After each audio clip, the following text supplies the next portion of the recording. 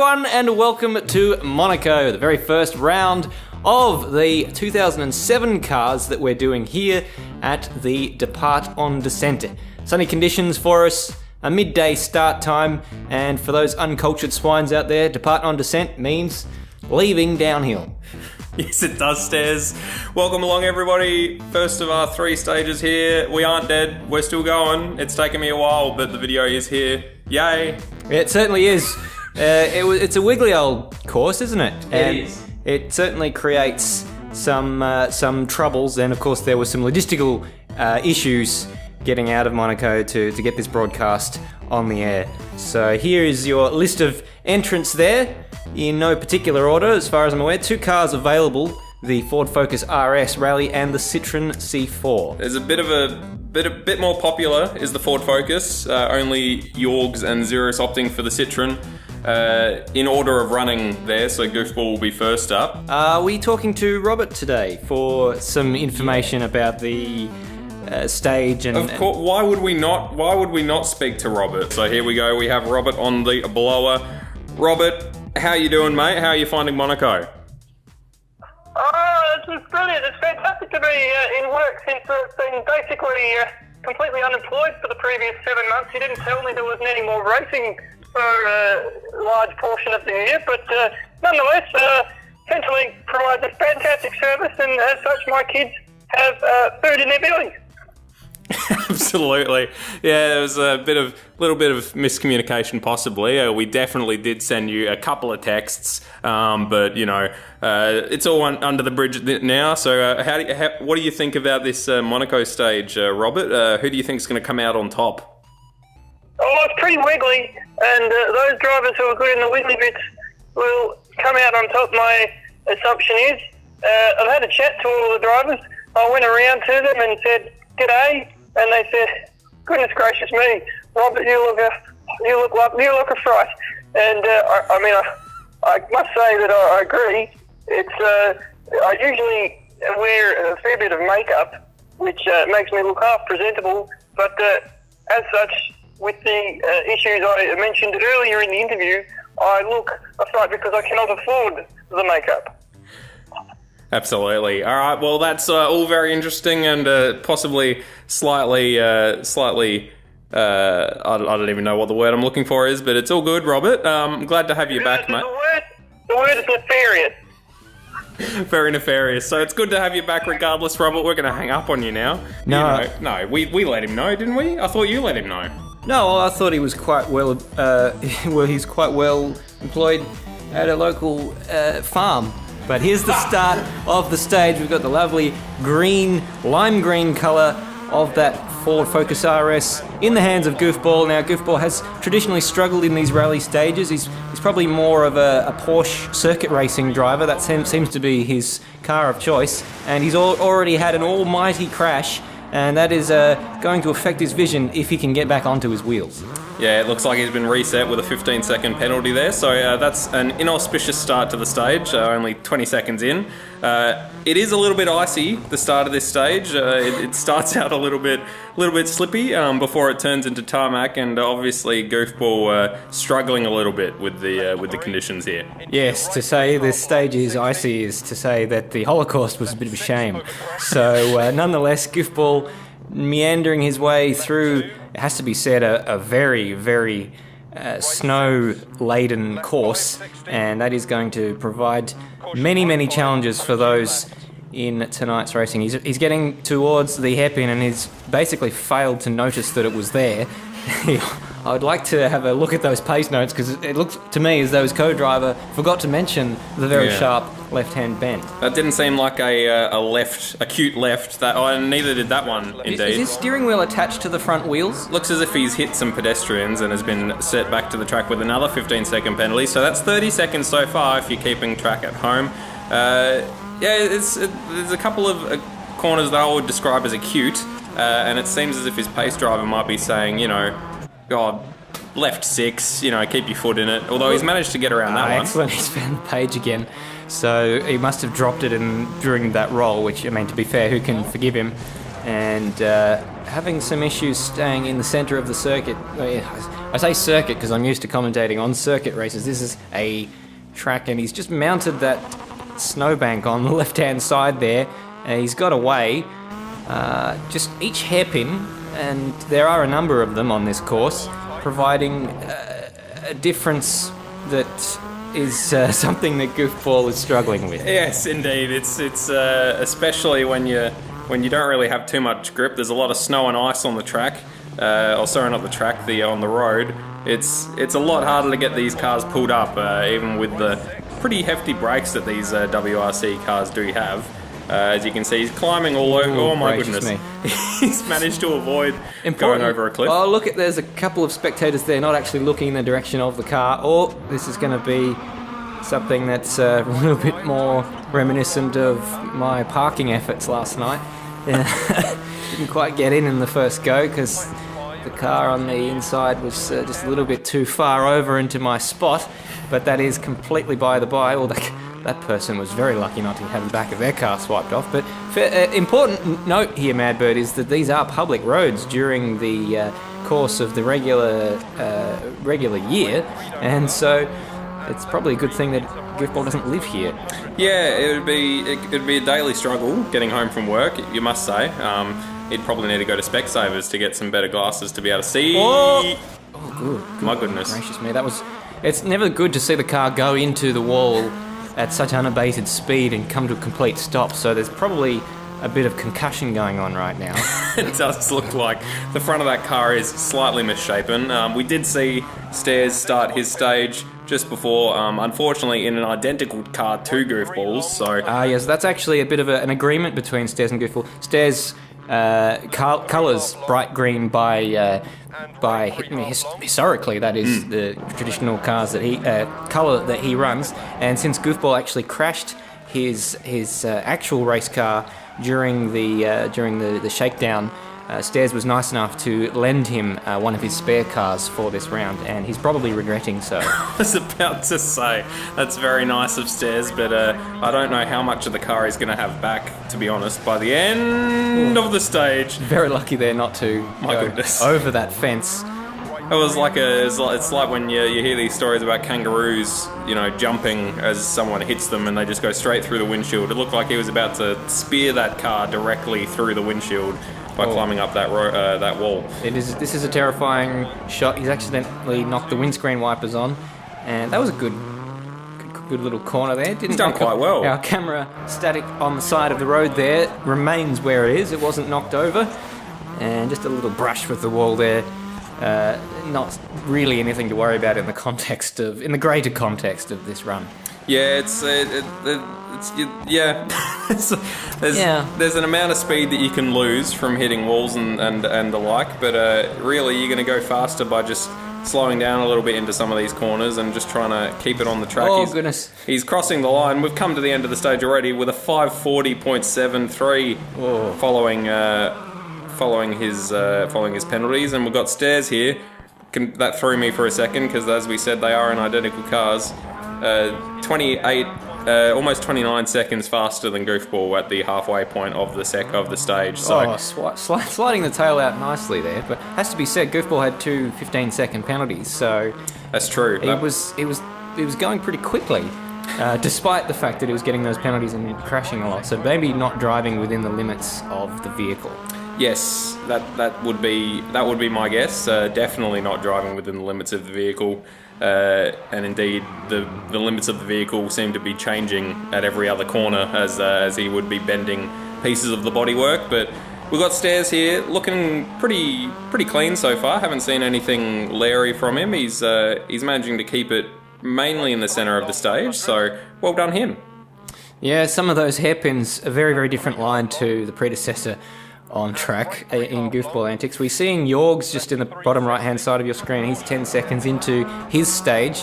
The young North Korean given special dispensation to leave the kingdom of, or not the kingdom, the Democratic Republic. Republic, yes. People's Republic, I beg your pardon, of North Korea. Definitely not democratic.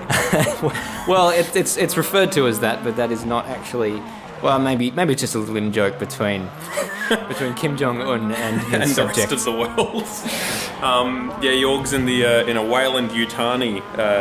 Excuse me? He's in a Wayland Yutani branded or liveried Citroen C4. Which Talk to your mother like that. Excuse me? Citroen C4. Oh, a bit of contact with the wall there for Stairs. That's arrested his speed a little bit, and he gets going. But yeah, the first of our Citroen C4s, or Citroen, as the French would have us believe. As the French, yes, because they're very nefarious, very nefarious. Stairs are coming towards the end of the stage here, looking like a pretty decent time from him. Good time. Decent time. Sorry, the Coopers is messing with my brain somewhat. Yes, He's managed to avoid that sign. Session ale. Oh, nice little Larry moment on the exit. So he ends up 71 seconds further up the road from Goofball, so he's pulled out a fair old margin on his friend Goofball there, and Yorke's just getting a rear left wheel on the snowbank there and spraying the unseen members of the audience there with a mouthful of frozen water. Yeah, no, if it was perhaps in the Sahara Desert or the Mojave or something like that, it might have been welcome for that frozen water particles to be smashed into their face at high speed. But as it is, they're probably freezing, and that would not be the best. He probably won't be full of. Oh my goodness, he's just looped it there. He probably won't be full of remorse for that, because I guess in coming from the country that he does, water is a bit of an unknown concept to him, and something that he really only gets on alternate weeks. Less than or just over a tenth of a second behind Stairs is Yorke, so gracious me, pretty close between the two of them.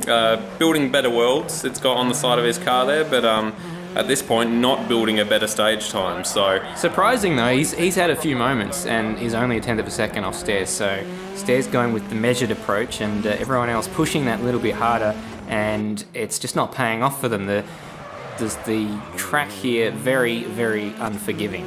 Yeah, it's as you sort of get into these sections here where Yorke's is, it becomes less ice and snow and more just tarmac. So it's a little bit grippier, which, if anything, can make it a little bit more difficult as you try to adapt from braking a little bit earlier and being gentle with your inputs to suddenly having grip, and you can fly into walls fairly quickly. As we've got Securitron starting, our Scottish runner there in the bottom right, has been very keen to see the results of this stage, almost unbearably keen.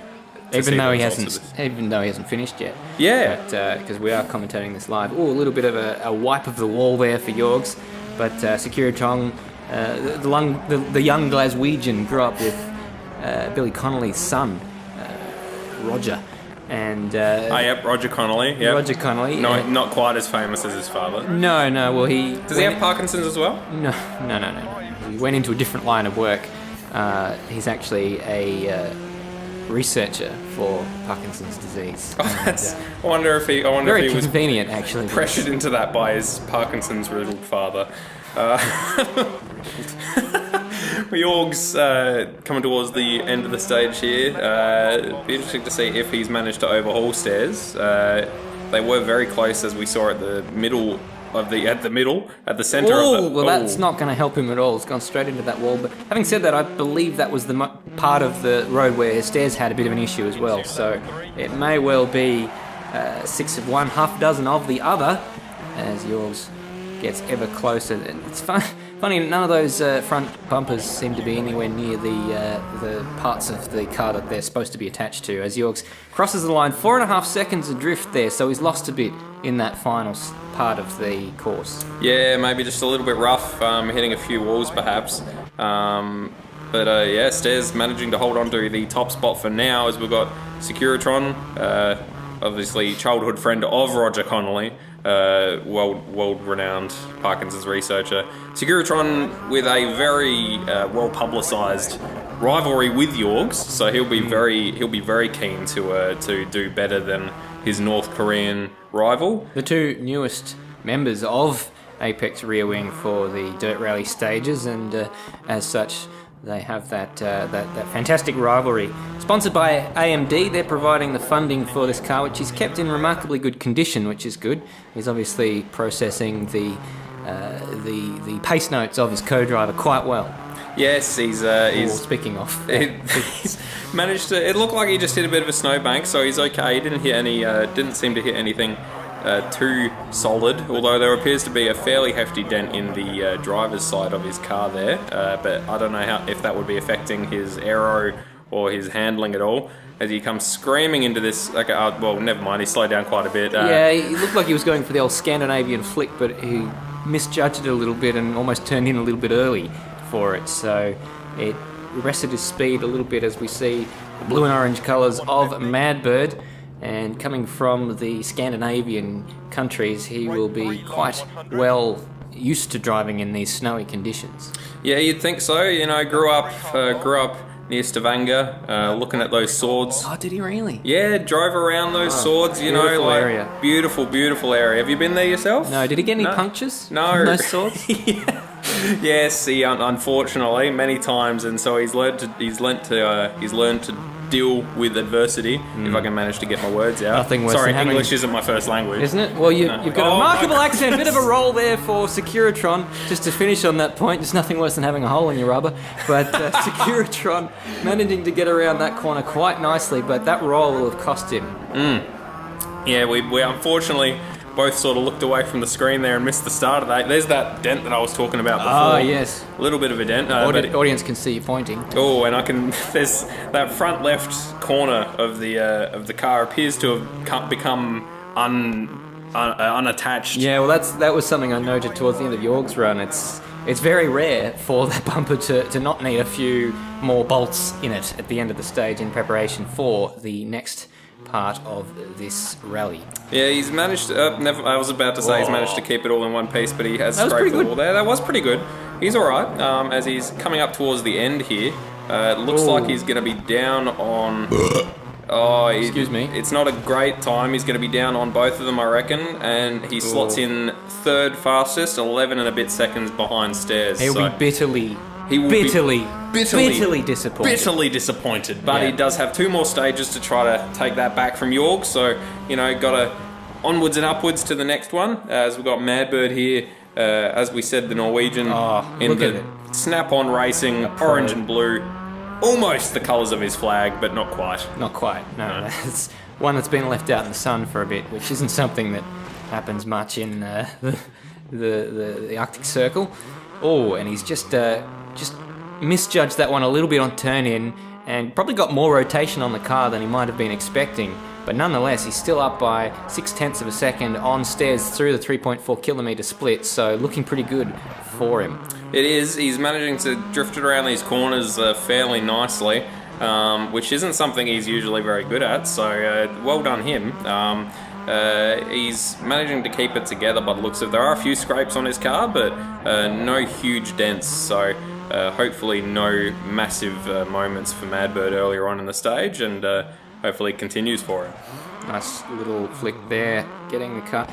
Just a little bit of a hesitation on throttle there. The car sort of almost came to a stop, but then he was pointing right in the direction he wanted to be, and he could just floor the throttle, and that car. Now, these 2 or 4-wheel drive cars. These would be 4-wheel drive, being 2007s, I imagine. You saw the grip then as he accelerated out of that hairpin as Nether makes the start to his run. Yeah, it's very easy to bog down when you're going around the hairpins in these cars, because you almost come to a stop and the car sort of hesitates as it goes down through the gears before you have to really jam the throttle on, and then you blast out. But it's something you have to get used to, and it's something that Mad Bird still is clearly struggling with a little bit as he brushes the wall there. You say that, but the previous hairpin he did absolutely perfectly, and that one no exception as well. He's really getting into a rhythm here, and I fully expect him to be the fastest man when he comes across the next split, or actually the next split will probably be the finish line.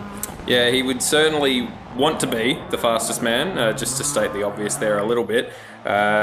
He's managing to keep it all together through this section, though we've seen a few people brush the wall in. He's coming up towards the end of the sector now, as we saw just before Nether start his stage. So a little bit of a brush there for Mad Bird, and manages to keep it out of the wall. So coming up towards the end of the stage now. He's fast and clean, and just a couple of seconds between him and the end of the finish line. A little bit of a bump on the wall there. It's going to be very close with Stairs here. Stairs was marginally quicker in the end, 0.6 of a second, so that is amazingly close. I didn't really see a big error from Mad Bird in that final stint, as Nether has a bit of an issue on the snowbank at that hairpin. That was a bit unexpected. Yeah, it was just Stairs must have just managed to hold on to some speed. Mad Bird would be bitterly disappointed to lose it all in that second half of the stage, but still second for the time being. Although we'll have to see what happens with the remaining runners, obviously. The previous shot brought to you in VHS. Yeah, it's not. Looks like the cameras that we've got on Nether's car. Another one. Possibly slightly less high quality than the rest of the GoPros we've got hung around the circuit and on the cars, but Nether goes over a second faster than Mad Bird. Oh, colour me surprised. That is 2:14.7 through the 3.4 kilometre split. That is quick. Oh my goodness, this footage is deteriorating rapidly. But yes, that is very quick. Nether over a second faster, so he's on a mission, is Nether. Not usually a super strong competitor in the dirt stages, so maybe he's been doing some practice since Germany. Getting quicker and quicker. He is actually doing some real-life racing with the Aussie Driver Search, and he took a lot more speed into that hairpin than he probably ideally wanted to, but I don't think he lost actually that much time. That might have been the same hairpin Mad Bird had a little bit of an issue with as well. Yeah, look, it just he sort of probably took him about as long. The only risk was obviously the damage. As we've got James here in the bottom right. Disamesh, sorry, starting his stage. He was the surprise packet at Germany, soaring away at the wheel as he was. He managed to pull out some incredible pace, so it'll be interesting to see how he does around this much different surface of Monaco. Very different. I think he likes the faster, more open flowing parts of the track, as Nether has a bit of an issue there into the side of the wall. Lucky to get away with as much damage as he did. The small amount of damage that he did get away with to finish that train wreck of a sentence, but yeah. James Disamesh's experience as a young teenager, enjoying himself quite a lot in his bedroom, certainly works quite well when he's sawing away at the wheel. He's got a lot of experience moving his wrists in that particular motion, absolutely. Lots of forearm strength. The guy has massive forearms. Like, you look at him and you think, my goodness, if those didn't have hands on them, I'd swear they were legs. And you know, living in Finland, surrounded by the kind of women that we see from Finland, honestly, why wouldn't you? Yes. Not that he doesn't have access to the glorious multitude of images from women across all other parts of the world, as Nether comes across the line, but nonetheless, you're probably more au fait with the pictures of the opposite. Where are you going with this? Of the people who live in your native country. Absolutely. Nether goes fastest, which is surprising considering he had a bit of a rough stage, but he must have just managed to hold on to a bit more speed. I missed the end of that stint there. I missed the gap as I was trying to finish that. I think it was about a second and a half. Yeah, I was going to save you, but then you seemed to, fumble your way to the end of it. I got there, and Disamesh is absolute. Well, if anyone's going to challenge Nether's time at the top there, it's going to be Disamesh. So it's very close at the top here, only a couple of seconds separating these three guys at the top. Oh, and that's a big issue for. How did he save that? My goodness gracious me! Coming up to the split there, it's about 14 seconds. That's going to cost him a little bit, I reckon. He's going to be behind all of them, and yeah, where are we? Fifth. There we go. So he's behind Yorke's. Got a bit of work to do, does the young Finn. He does. He's a big fan of the handbrake. Maybe he's just used to things of that shape and gripping them with his palm, his sweaty, lubed up palm. But he's managed to get through that corner. So he's a big fan of the handbrake, as I was saying. That's that a puncture? That might well be. He hit the front right very, very hard on that concrete wall there, so it could be an issue for him, but so far it looks like he's managed to do okay there. Again, another one of our competitors turning in a little bit early for that hairpin. Those spectators just, fearless. I would have been leaping back at that stage as soon as that car brushed that ribbon, but they just stand there clapping very slowly and enjoying the view. have to say they do appear to be a bit underwhelmed for a man who, more often than not, is perpendicular to the line that he should be taking, but nonetheless, he is winding his way through, and you go on board with him, all of a sudden you get a shot of adrenaline as you see just how violent it is in that cockpit. You know, his co-driver would be certainly one who would be a little bit worried about from a standpoint of accidentally getting punched in the face when James changes gears, but so far that has yet to happen. Yeah, his co-driver, he appears to have lost his rear wing. Ooh, gracious me. At some stage, that car does no longer have a wing on it, so that certainly won't be helping. This stage deteriorating a little bit like Nether's footage, so it's a bit of a downhill run here, if you'll excuse the pun, for Disamesh. He had some work to do to make up on Yorke's there. Now, Yorke's was a little bit, he had a bit of an issue in the final sector, if I remember correctly. That's why he did. He's fourth. Hit a couple of walls, I think. Well, but speaking of, that was a hefty whack from Disamesh. And oh my goodness. Oh, he's nearly gone off over his roof, and he's had a mammoth effort to save that. A little bit of snowbank on the, or a little bit of snow built up on the left-hand side of the wall there, just sort of helping him to not roll it, and an absolutely Hollywood finish for him. He comes in fifth though, so it's all for nothing in regards to the guys he was battling with. So Yorke's fourth, Disamesh fifth, and we're now on board with Mono, one man who has looked good. He hasn't won a stage yet as far as I recall, but he's been mighty close. He's been one of the mans to challenge the almighty Xerus. Yeah, he's been up there. He's very competitive. He's Mono, the Sifrican. He's a big fan of the Zipras. I met a South African last night in a bar. Did you? How'd that go? Oh, well, we couldn't hear him speak much, but he was a little bit... well, I asked him about, do you keep your windows up when you drive to the airport? And he said, yes, we do. And I don't know why he had an Indian accent. Mono, 6/10 behind Nether going through the middle split, so pretty close. Looks like Mono is going to be up there fighting for that current. Oh goodness! Oh my goodness! Oh my goodness! We just had a bit of a break up in the pictures as Mono had a little bit of an issue there in the corner. Ended up directly facing that brick wall, which isn't the ideal way to be facing, but definitely. If you pull it off, it can be quite quick. It's not platform 9 3/4 to the bottom of the run here for Mono, as much as he would be hoping it would be. But he's very much in contention here, only a short distance off Nether. And we did see Nether had a little bit of scrappy final part to his run, as Xerus, the almighty Xerus, in the Citroen starts. So the Citroen we know to be a little bit down on power, so this could be good for Mono, or it might be good for Nether as well, actually, if Xerus isn't able to overcome the shortcomings of that car. Just from that helicopter shot, looked like Mono hit the wall a couple of times, possibly going through that sort of twisty section. I'll say twisty section. The entire stage is a twisty section, as really. As opposed to the rest. Yeah, as opposed to the straight bits. A bird, therefore, is an ant of prey. He's getting a little bit scruffy. He's scrapped a couple of walls that we've seen. He's managing to take these hairpins like an absolute champ, though. That was beautiful to watch. Yeah, it is. So, he's Usain Bolt of hairpins. That's certainly one way of putting it. He's going for the three-peat.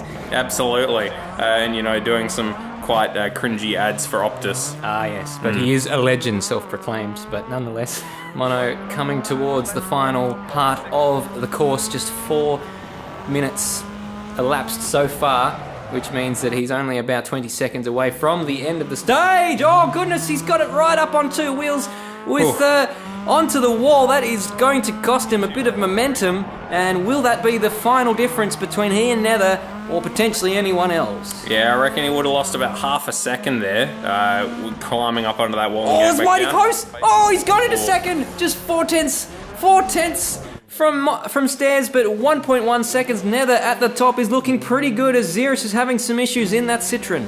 Yeah, bit of a messy hairpin there for Xerus, so he's not managed to get the power down quite as fast as I'm sure he would have liked, but if we know anything about Xerus, it's that, that'll be 5 tenths out of the 14 second advantage you'll have on the rest of the runners, or something ridiculous. That's right, but this he wasn't able to get a sponsorship agreement with Ford, No. A bit of a falling out between the two. Yeah, no absolutely. idea why. His road car is an AU Falcon, if I'm not mistaken. So he absolutely loves Ford, but Ford doesn't seem to like him. And he's got it in reverse. That's a big issue. He got it going quickly, but he's lost another couple of seconds there.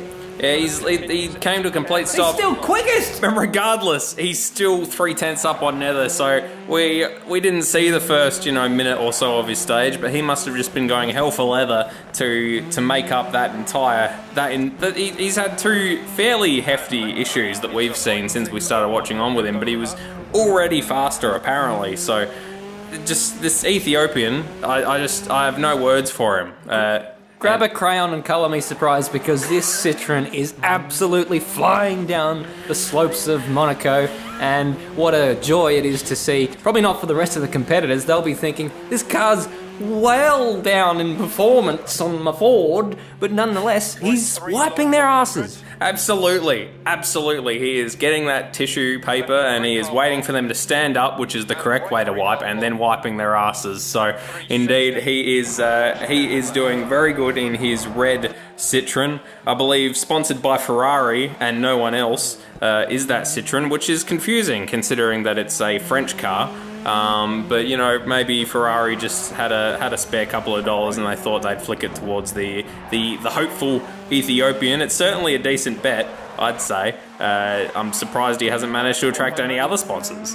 Well, considering that he has been the dominant force when it comes to rally in Apex rear wing competition, we've certainly seen a bit more variety in the wins from the circuit racing, but Xeris, can Nether topple him, or can Xeris hang on to this incredible performance that we're seeing so far? Just about 30 seconds before he comes across the line, and we'll be able to tell you the answer to that question. Yes, indeed. So it was pretty close there at the middle sector. He hasn't really put a foot wrong since then, but Nether was very strong in the last sector, as we saw, so it'll be interesting to see how it goes. It looks like he might be a bit quicker. He's coming up towards the end now, passing the warning signs. Oh, just 5 seconds between them, and he's come across the line. He's got it by 4.2 seconds. We thought for a briefest moment that Nether had enough, but Xeris, despite a couple of issues at the beginning of the stint, was clean and clinical right to the end,